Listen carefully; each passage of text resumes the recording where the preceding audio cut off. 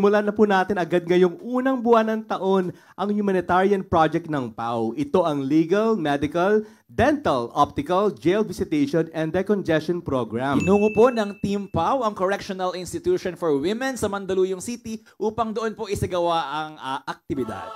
Panoorin po natin ito.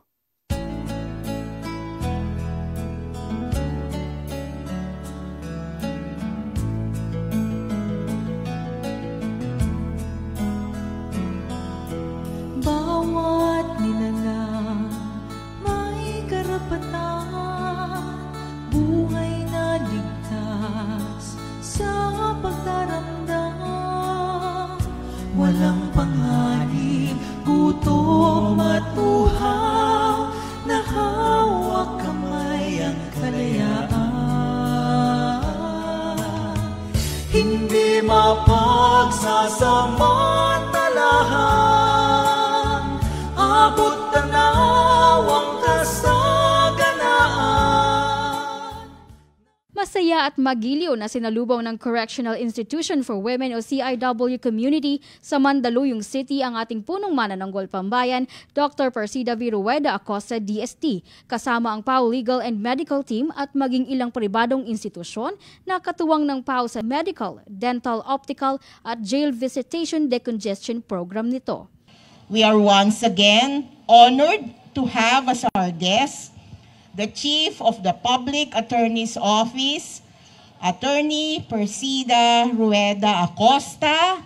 Palakpakan naman po. Her legal team and her medical team.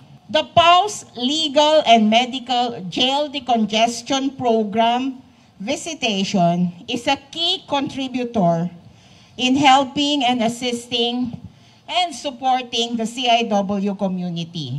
Ito po ay buwan-buwan na ating panata na pagdalaw dito sa CIW Mandaluyong. Nag-perform din sa nasabing aktibidad ang ilan sa mga PAO singers and staff kung saan ang inawit nila ay original composition ng ating butihing hepe. May daming hirap at pagsubok, kagipitan ating alabok. Bawat araw ay itinulot, Ama, kami iyong tulungan. Mabigat ang aming pinapasan, tulong mo'y aming kailangan.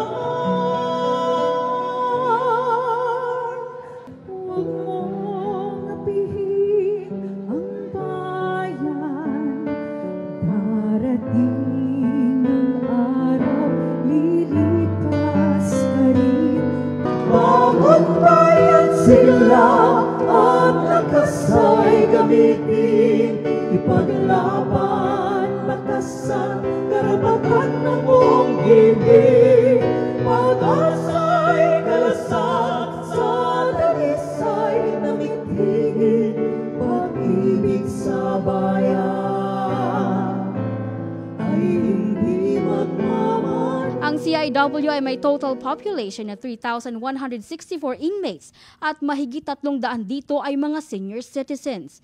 Kaya naman sinabi ni Superintendent Maria Lourdes Razon na malaking tulong sa CIW community ang proyektong ito ng Public Attorney's Office sa pangunguna ni PAO Chief Acosta. Sa bagay, kung meron leader na katulad ni Chief Acosta who is so tireless and energetic in extending her support to us, how will the PAO fail in its mission to help, assist, and support? We all need and benefit from their visits, and the PAO teams never fail to give us. Ipinagunita rin ng ating hepe na tuloy-tuloy ngayong taon ang pagpapalaya ng mga persons deprived of liberty at marami sa mga PDL sa CIW ang makakasama rito. At may paalala rin ang ating PAO chief sa mga nakatakdang lumaya. Yung naging pangako po namin ni Sir Boying Remulla, ni Sir Greg ay tuloy-tuloy po at wala pong maliw para Bigyan ng kalayaan ang dapat nang lumaya. Kapag kayo'y lumaya na, sikapin po natin na tayo'y makapagbagong buhay at magpakabuti para hindi na po tayo bumalik dito sa CIW. Dabalik lamang kayo para dumalaw, mangumusta sa inyong mga kaibigan, kakosa, ngunit hindi na bilang isang inmate o PDL. Nagpapasalamat ang CIW sa ganitong aktibidad ng PAO na hindi lamang nagkakalob ng free legal assistance, kundi maging free medical consultations, dental, optical services, kundi pati libreng gamot. Thank you very much po uli, Attorney Acosta, for your undying commitment and assistance that you have been extending to us.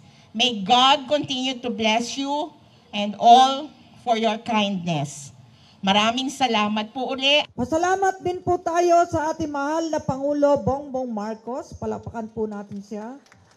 Sa ating mahal na unang ginang, Lisa Araneta Marcos. Palakpakan po natin. At siyempre sa buong pwersa ng Public Attorney's Office, pasalamat po natin. At siyempre nandito po ang ating mga dentista mula sa De Ocampo Dental University.